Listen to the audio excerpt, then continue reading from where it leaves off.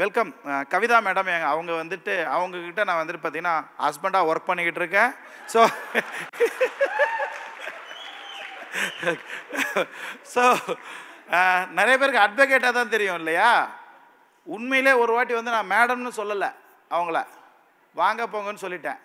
அந்த நேரம் வந்து பார்த்தீங்கன்னா அவேர்னஸ் ப்ரோக்ராமில் உண்மையிலே மேடம் நான் சொல்லலை, சத்தியம். இது எங்கள் அப்பா அம்மா மேலே சத்தியம். அந்த நேரம் வந்துட்டு பார்த்தீங்கன்னா நம்ம மெர்சி மேடம் சொல்லி இன்வைட் பண்ணியிருக்கேன், எனக்கு தெரில. வேணுமீனா மேடம் இன்வைட் பண்ணி எனக்கு தெரியல. ப்ரோக்ராம் முடிஞ்சு என்னையா மேடம்னு சொல்லலைன்னாங்க. ஆடா என்ன அப்போ இவ்வளோ பெரிய பிரச்சனையாக இருக்குன்னு சொல்லிட்டு அதுலேருந்து எப்பயுமே மேடம்னு சொல்லிட்டு இருக்கிறது. ஒருத்தர் ஃபோன் பண்ணேன், சார் அந்த அட்வொகேட் யார்? அட்வொகேட்டு இல்லைங்க சார், அட்வொகேட்டு யார், என்ன உறவு முறைன்னு தெரியணும். ஏன் பொண்டாட்டி நீங்கள் மேடம் கூப்பிட்றீங்க, என்னையா இதையோ மேடம்னு சொல்லணும், அந்த அம்மா கோச்சுக்குது, மேடம் சொன்னால் நீ கோச்சுக்கிற, என்னையா அப்படி சார்? அவங்க எப்படி உங்கள் ஃபீல்டில் இருக்கலாம், அப்போ என்ன எனக்கு எதிர்ப்பான ஃபீல்டில் இருக்க முடியும்?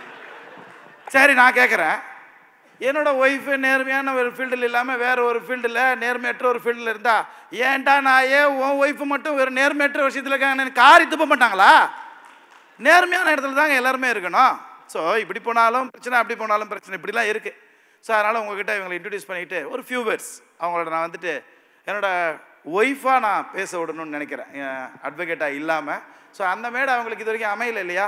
ஸோ அதுக்காக வேண்டியிருக்கலாம். So few words sir. Few வேர்ட்ஸ்ன்னு சொல்லிட்டீங்க, அதனால் நான் வந்து ஷார்ட் பண்ணிக்கிறேன். ஏன்னா பிகாஸ் 7 o'clock நம்மளோட ப்ரோக்ராம் முடியுதுன்னு ஆல்ரெடி சொல்லியிருந்தோம். ஸோ இப்போ இது வரைக்கும் ஒரு பர்சன், எனக்கு தெரிஞ்ச ஒரு ஃபியூ பர்சன்ஸ் தான் வந்து போயிருப்பீங்கன்னு நினைக்கிறேன். உங்களோட இந்த அட்டென்டிவ் வந்து எங்களுக்கு இன்னும் உங்களுக்கு சொல்லிக் கொடுக்கணும், இன்னும் நிறையா பீப்புள்ஸ் வரணும், உங்களை சீக்கிரமாக எல்லாரையும் V6 கொண்டு வரணும்னு எங்களுக்கு தூண்டலாக இருக்குது.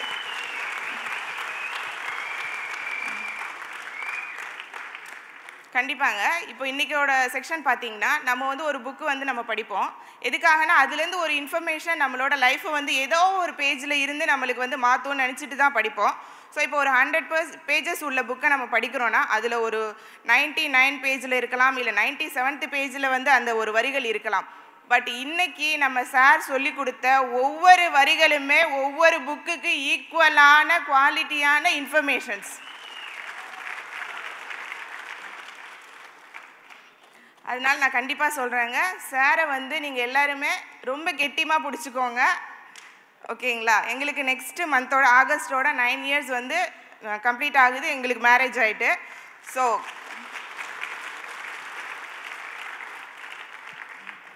தேங்க்யூ. எல்லாமே ஆகஸ்ட் மந்தில் தான். நான் வந்து அப்போ தான் லவ் முடித்தேன் அண்ட் அவரை மேரேஜ் பண்ணது எல்லாமே சேம் மந்த்து தான்.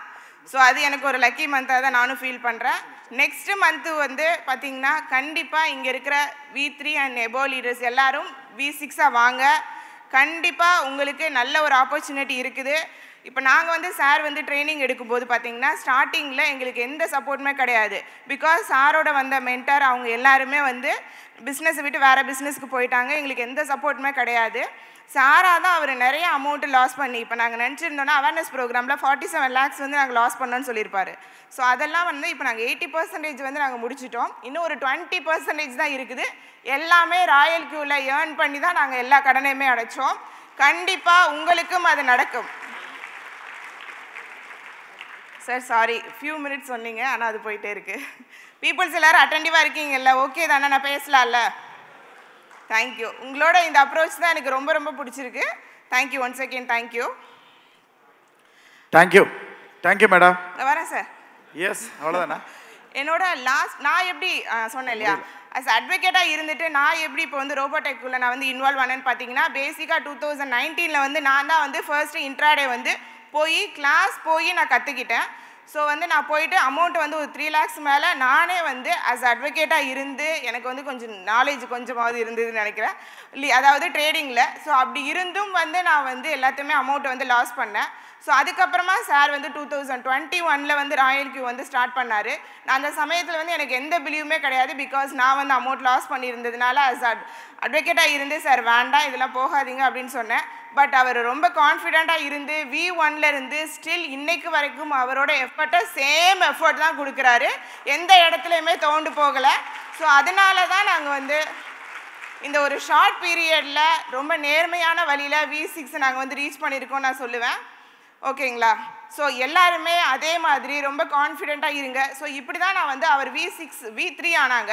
ஸோ அந்த ஸ்டேஜில் லாஸ்ட் இயர் ஸ்பெக்டாகுலரில் பார்த்துட்டு தான் நான் என்ன முழுமையாக நிறைய ஸ்டடி பண்ணேன் ரோபோடெக்கை பற்றி, ராயல் கியூ பற்றி.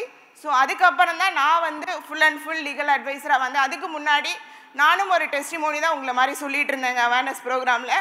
ஸோ டே 1லேருந்து சொன்னேன்னா, அப்போ வந்து நாங்கள் வந்து ஒரு குல்ஃபி ஷாப் ஃப்ரான்ச்சைஸி வச்சுட்டு இருந்தோம். அதில் நான் வந்து ஷாப்பில் கோவிட் சமயம் நானும் ஆஃபீஸ் போகல. ஸோ அப்போ வந்து சாரை வந்து நான் கூப்பிட்டுட்டு இருந்தேன்.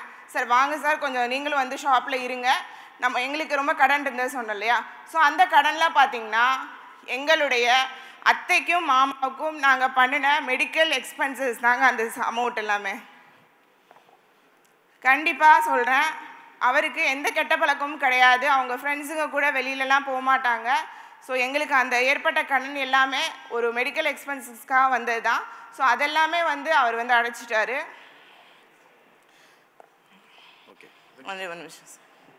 Objection over. சாரை வந்து பார்த்தீங்கன்னா ஒரு டிக்ஷனரியாக மட்டும் நீங்கள் எடுத்துக்காதீங்க, ஒரு என்சைக்ளோபீடியாவை எடுத்துக்கிட்டு அவர்கிட்ட இருந்து நிறைய இன்ஃபர்மேஷன்ஸை நீங்களா வாலண்டரியாக கேட்டு தெரிஞ்சுக்கோங்க. நான் வந்து நேத்திக்கு ஒரு இன்ஸ்பிரேஷன் ஸ்டோரி சொன்னேன்னு சொன்னாப்புல, அது என்னன்னு பார்த்தீங்கன்னா ஒரு மூவியில் உள்ள ஸ்டோரி. அதில் வந்து ஒரு ராணி வந்து ஒரு குழந்தைகிட்ட சொல்லுவாங்க, நீங்கள் ரன் அப்படின்னு சொல்லிட்டு, அந்த பொண்ணோட பேர் வந்து பார்த்தீங்கன்னா ஆலிஸ் ரன் அப்படின்னு சொல்லுவாங்க. அந்த பொண்ணு என்ன விஷயம்னு கேட்காமலே அவங்களோட வந்து ராணி சொன்னாங்கன்றதுக்காக அந்த பொண்ணு வந்து வேகமாக ஓடும். ஸோ அதோட சேர்ந்து அந்த ராணியும் ஓடுவாங்க அந்த இடத்துல. அதுதாங்க எனக்கு பிடிச்சிருந்தது. ஸோ இப்போ அதே மாதிரி உங்களோட மென்டாரும் உங்கள் கூட சேர்ந்து ஓடிட்டுருக்காங்க. அதில் சொன்ன ஒரு முக்கியமான விஷயம்தான் சார் அப்போதே சொன்னாங்க, நான் சொன்னேன்னு சொல்லிட்டு. அது என்னன்னு பார்த்தீங்கன்னா, நாம் நிற்கின்ற நிலம் பின்னோக்கி நகர்ந்து கொண்டே இருக்கிறது. நாம் ஏற்கனவே நின்ற நிலத்தில் தொடர்ந்து நிற்க வேண்டும் என்றால் கூட நாம் தலை தெறித்து ஓடியே ஆக வேண்டும். சார் சொன்னார் இல்லையா அப்போதே? கண்டிப்பாக நீங்கள் இங்கே இருக்கிற பிளேஸில் இருந்து அவர் கூட சேர்ந்து ஃபாஸ்ட்டாக ஓடிட்டே இருங்க. இங்கே இருக்கிற பீப்புள்ஸில் ஐ திங்க் மோர் தென் 50 பீப்புள்ஸை நான் வந்து ஸ்பெக்டாகுலரில் உங்களை எல்லாருமே V6 பார்ப்பேன்னு நினைக்கிறேன். Okay sir, thank you. ஓகேவா, ரைட்.